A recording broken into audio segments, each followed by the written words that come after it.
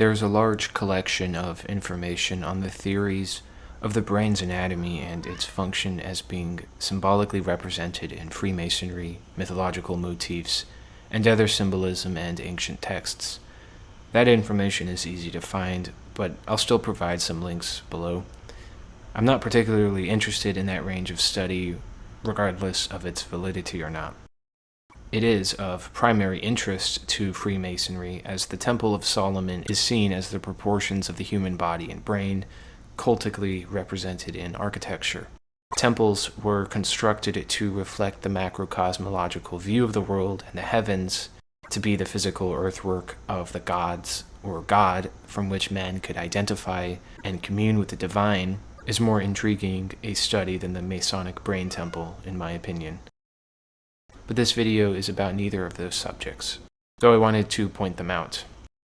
This is about the human Holo Fortress.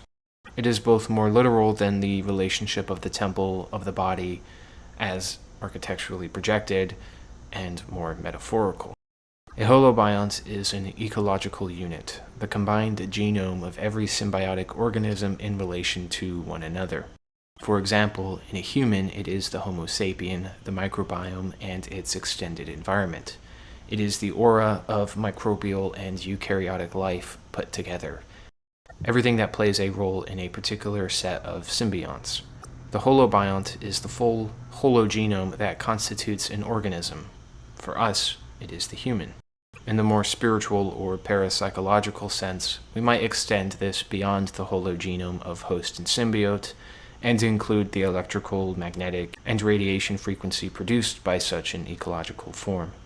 It is a concept which is still being explored in biology, and its implications largely untouched by philosophy or other anthropologic studies.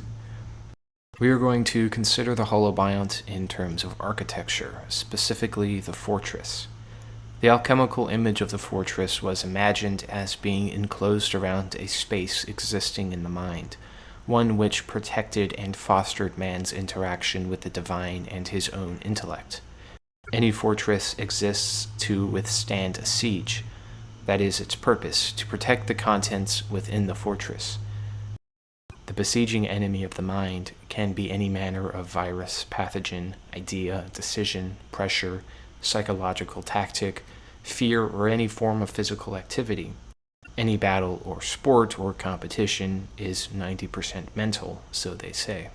Man versus man, man versus self, man versus nature. What this fortress represents then is power of will, steadfastness, to steel yourself. It is fortitude, which comes from the same Latin root, fortis, meaning bravery, which gives us the word fortress. Perhaps the most famous story of fortress and siege comes from the Iliad by Homer. The incredible phenomena of a story is that anyone can take from it whatever they want. They can see it as a personal metaphor for their own lives, inspiring them and giving them courage.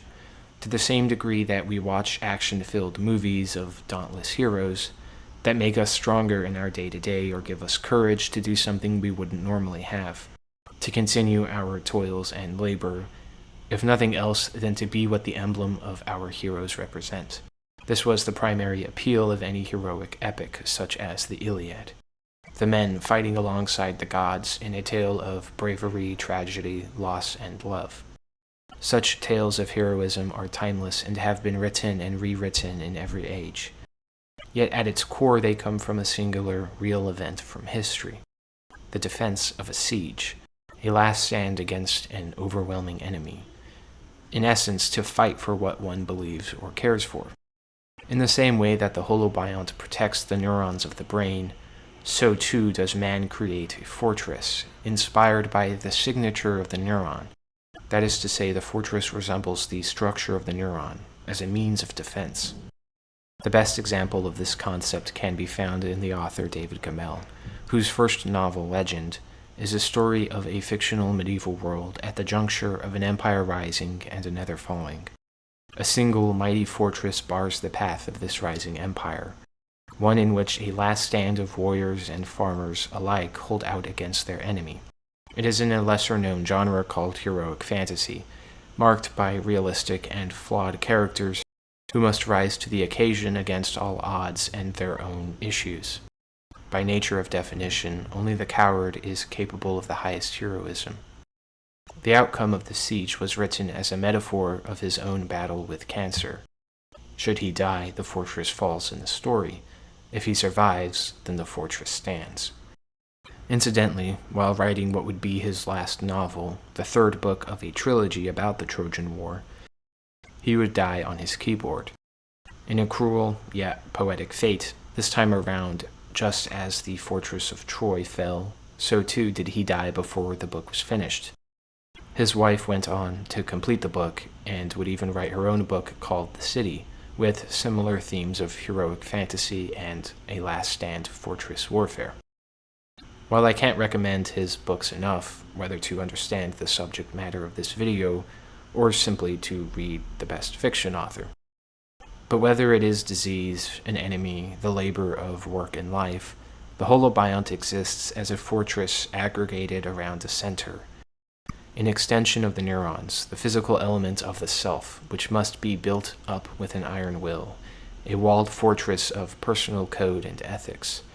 And no fortress can withstand without a strong army, the microbial Holobiont, metaphorically symbolized by gods and spirits by every religion, which itself is an architectural allegory, to build for himself a sturdy environment and an inner ecology that withstands any threat to the self, the human Holo Fortress.